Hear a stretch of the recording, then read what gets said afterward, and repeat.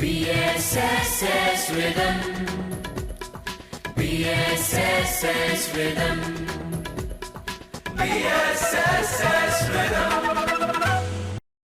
The mediocre teacher tells.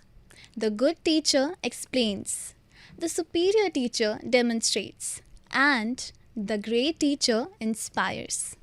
Hello everyone, this is your host Khushi and I welcome you all to the BSSS Rhythm podcast, your gateway to the inspiring journey of remarkable individuals. और ऐसी ही एक personality आज हमारे बीच मौजूद है, who is a teacher by choice, a trained counselor, and esteemed principal of Sardar Patel Public School affiliated by CBSE. Educationist of the year and academic excellence जैसे award से सम्मानित. He is an inspiration in the field of education. Doctor Rajesh K Sharma, welcome to the studio sir. Thank you so much खुशी. Sir कैसा लग रहा है आपको college में और इस रिदम स्टूडियो में आके?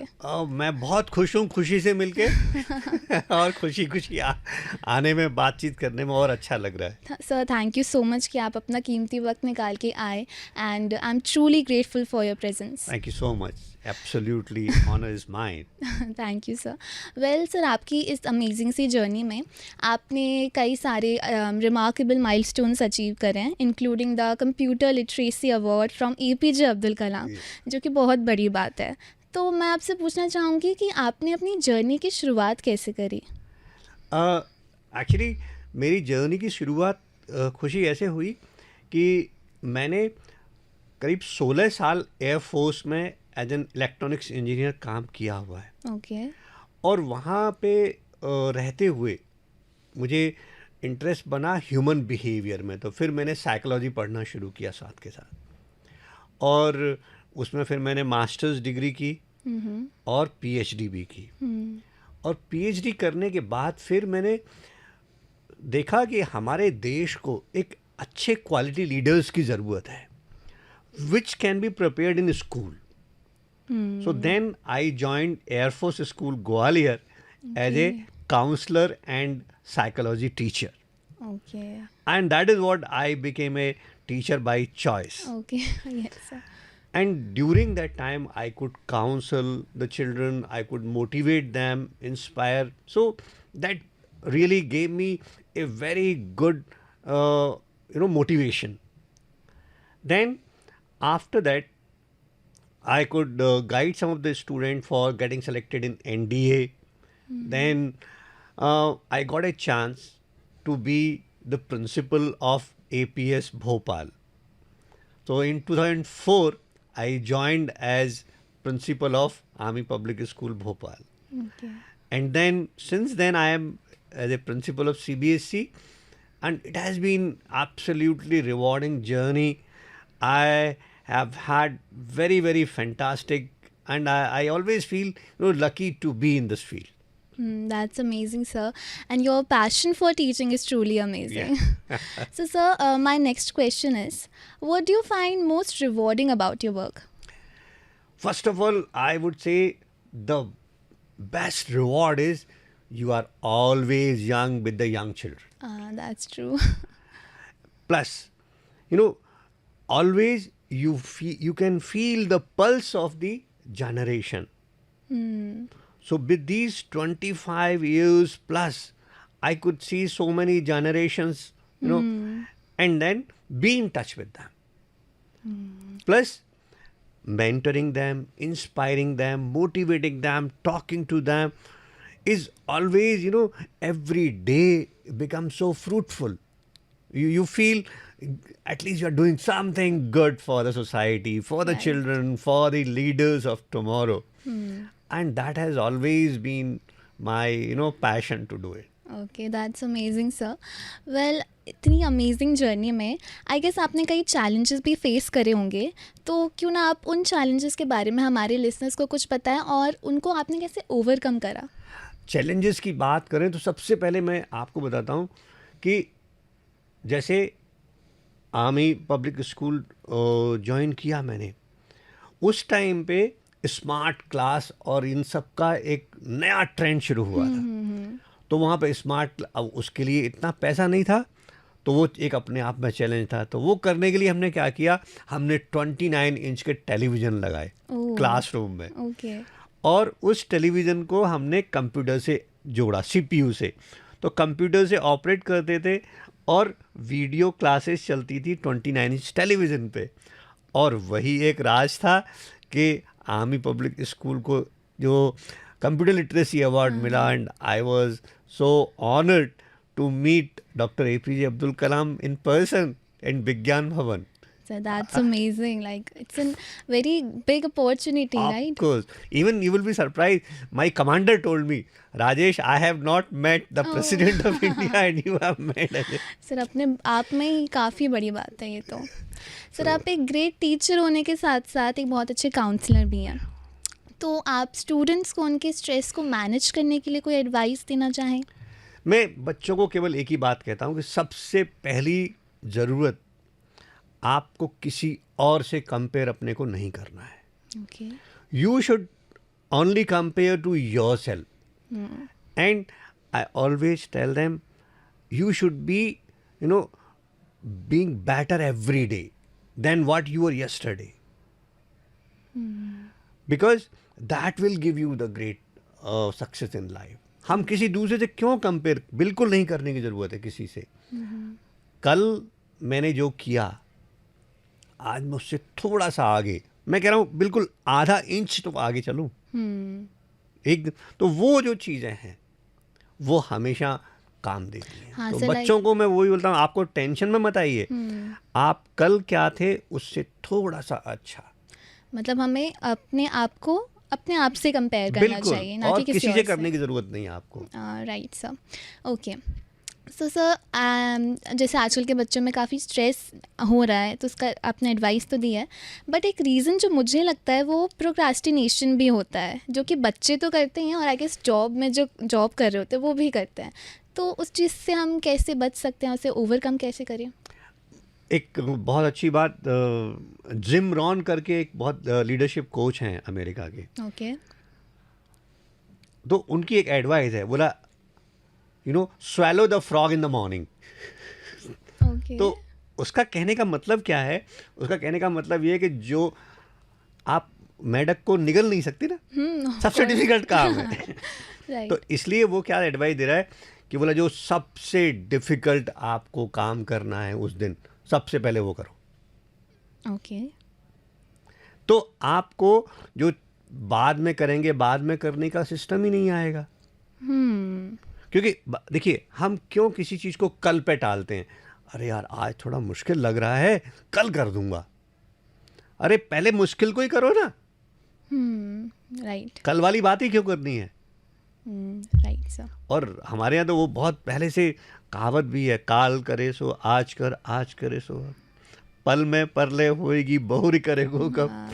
तो वो कहावतें हमारे यहाँ भारतीय संस्कृति में ना, इस तरह की बहुत सारी चीज़ें हैं जो करने के लिए आपको प्रेरणा मिलती है। उसको अगर हम ध्यान रखें तो मुझे नहीं लगता कि हमें कहीं पे भी कोई सक्सेस के लिए कोई डाउट में आने की ज़रूरत है। I absolutely agree with you sir. Well sir, जो ये स्ट्रेस वगैरह होता है, तो वो स्टूडेंट्स को पढ़ाई का प्रेशर प्लस फ्यूचर में हम क्या करेंगे उसका प्रेशर, जिससे उनकी मेंटल हेल्थ में काफ़ी असर पड़ता है। तो सर हम स्टूडेंट्स कैसे उस चीज़ को प्रायोरिटाइज़ करें कि हमारी मेंटल हेल्थ सबसे पहले आनी चाहिए? और यहाँ पे खुशी, जो मैंने अपने ये 25-30 साल की काउंसलिंग में देखा, सबसे पहली ज़रूरत बच्चों को उस अपने जो कंसंट्रेशन है ना, उस पे उनके पास क्या है उस पे करने की ज़रूरत है। They always concentrate on have nots, जो हमारे पास। हाँ, जो मेरे पास, मतलब अगर सामने वाले के पास कुछ है तो मैं, मेरे पास जो है मैं उसको नहीं देख रहा हूँ। मैं सामने वाले के पास में, उसके पास में बाइक है, हाँ। मैं मेरे पास में जो भी बाइक है मैं उसको नहीं इंपॉर्टेंस दे रहा हूँ, उसकी बाइक को ज़्यादा इंपॉर्टेंस दे रहा हूँ। तो ये जो कंपैरिजन शुरू होता है हैव नॉट्स वाला, उसके अच्छा मेरे पास तो खाली कार ही है, उसके पास तो BMW है, उसके बाद हेलीकॉप्टर है। अरे यार उससे क्या लेना देना? आपको अपना देखना है, अपने हिसाब से आप कैलकुलेशन करिए, अपने हिसाब से अपने उद्देश्य रखिए। तो जो तनाव का कारण है तनाव का कारण केवल यही है कि हमने जो नहीं है, जो सामने वाले पे ही हम ध्यान दे रहे हैं, अपने ऊपर नहीं। Right sir. तो इसलिए वो बहुत जरूरी है। और सर सोशल मीडिया पे तो ये चीज़ काफ़ी देखी है मैंने। बिल्कुल कंपैरिजन दूसरे क्यों कंपैरिजन करना है। और आत्मविश्वास, सेल्फ एस्टीम क्या कहता है? सेल्फ एस्टीम ये कहता है कि जो मेरा है मैं उसको तो पूरी तरह से काम में ले लूं। राइट। तो जो तनाव की स्थिति बनी हुई है, बच्चों में भी जो तनाव है, वो केवल इसलिए है कि जो उनके पास टैलेंट है वो उस पर ध्यान ना देके सामने वाला क्या कर रहा है, वो कैसे मैं भी पैसे कमा लूं। तो ये भी एक चीज़ है कि शिक्षा का संबंध सीधा नौकरी से हो गया है, जबकि शिक्षा नौकरी के लिए नहीं है। नौकरी हमारे जीवन का एक अंग है, जीवन नहीं है। जैसे कि हम देख रहे हैं कि टेक्नोलॉजी काफ़ी तेज़ी से बढ़ रही है, तो आपके अकॉर्डिंग टेक्नोलॉजी को क्या रोल प्ले करना चाहिए इन मॉडर्न एजुकेशन, और हम उसे कैसे इफ़ेक्टिवली यूज़ कर सकते हैं, क्योंकि हम देखते हैं कि कई बार टेक्नोलॉजी ही हमारे डिस्ट्रैक्शन का कारण बनती है। बिल्कुल सही बात है। जब मैं स्कूल में था खुशी, तो आपको बताता हूँ, उस समय हमें एक लेख ऐसे लिखने के लिए आता था, विज्ञान एक अच्छा सर्वेंट है पर बुरा मास्टर है। कंडीशन और टेक्नोलॉजी भी विज्ञान का ही एक अंग है। तो तकनीकी हमारे जो भी चीज़ें हैं, जितने भी इन्वेंशंस हैं, आप उनको अपने कंट्रोल में अगर चलाते हो तो वो हमेशा हेल्पफुल है। और मैं ये मानता हूँ कि technology is a very big help for spreading of education. क्योंकि आप सोचो, पैंडेमिक के टाइम पे हमारे क्लास कैसे चली ऑनलाइन। तो तकनीकी और जो नॉलेज है, तकनीकी जितने भी नए नए इन्वेंशंस हैं, वो सब काम के हैं, लेकिन वो हमारे ऊपर हावी नहीं होने चाहिए। परेशानी कब शुरू हो रही है कि आपने मोबाइल लिया, मोबाइल का प्रयोग था कि भाई हम अपने संवाद कर सकें, किसी से कांटेक्ट कर सकें कहीं पे भी 24 घंटे में, लेकिन उसको केवल 24 घंटे देखने के लिए, या केवल रील चलाने के लिए, या कि केवल बातें करने के लिए, या केवल फेसबुक देखने के लिए, या मेरी बोटिंग देखने के लिए, वो मकसद कभी नहीं था। और दुर्भाग्य ये है कि जिस मकसद से वो टेक्नोलॉजी लाई गई, मतलब आप सोचो, लैपटॉप क्यों बनाया? बिल गेट्स ने लैपटॉप बनाया कि हम लोगों का जीवन आसान कर देंगे। लेकिन हुआ क्या, लैपटॉप का प्रयोग ऐसा हो गया कि अब तो आपका ऑफिस आपके साथ 24 घंटे गले में लटका हुआ है। हाँ। जबकि मकसद क्या था कि आप कभी भी काम करना चाहें तो कर सकें, लेकिन उसके जो दुष्परिणाम हैं वो केवल क्योंकि किसी ने उस चीज़ को जो प्लान किया गया, उस चीज़ में उसको निश्चित ना करके सब जगह उसको लागू कर दिया। Absolutely sir. तो technology is good, it's a good servant, but very bad master. That's true. So if you allow it to be master of yours, you are going to have tough time. Okay, sir, it was an amazing piece of information by you. Okay, so my next question is, what are your hopes and goals for the future of education? I am very, very positive, especially with the new education policy NEP 2020. I'm really looking forward, and I would like to tell you, I am a master trainer with CBSE. Okay. I have already trained almost 1,000 of teachers on new education policy and how it is going to help and what is the way ahead. So it is going to give us a lot of information about our own things, own Indian system, and then how progressively we will involve everyone, and then we'll have 100% literacy. At the same time, the lot of technology and the way to learn different skills, so that tomorrow everybody is skilled enough and they have one or the other work to do. So there is no problem of employment, there is no problem of literacy, and then the society is also in a very positive mood. So your vision for the future of education is truly inspiring. Great, it is. Okay sir, so इसी के साथ हम अपने एक आखिरी question की तरफ आ चुके हैं, जो कि ये है कि आप हमारे लिसनर्स के लिए क्या एडवाइस देना चाहेंगे based on your own personal और प्रोफेशनल जर्नी. सबसे पहली बात तो मैं सभी लिसनर से ये कहना चाहता हूँ, और स्टूडेंट जो स्पेशली नाउ ग्रेजुएटिंग, कि आप अपनी पढ़ाई इस चीज़ को सोच के करिए कि हमें क्या करने में आनंद आएगा. केवल पैसा आपका उद्देश्य नहीं होना चाहिए. क्यों? क्योंकि आप जो वर्किंग लाइफ है उसको कम से कम 40 से 45 साल तक जीने वाले हैं.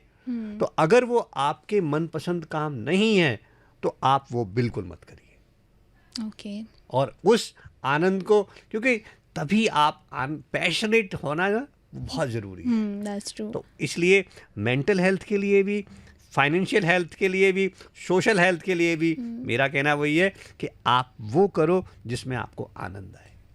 That was a very wonderful advice sir. Well, इसी के साथ हम अब अपनी पॉडकास्ट के आखिर तक पहुंच चुके हैं. So firstly thank you so much sir for sharing your experience and insight for us. Absolutely fabulous. Thank And the you. questions are very good. Thank you so much sir. And to our listeners, thank you for tuning in today. I hope आप लोगों को आज का podcast उतना ही informative and inspiring लगा होगा जितना कि मुझे.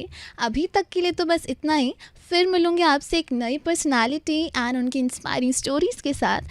Till then, stay tuned, stay curious and keep the rhythm of learning alive. This is your host Khushi signing off. BSS Rhythm.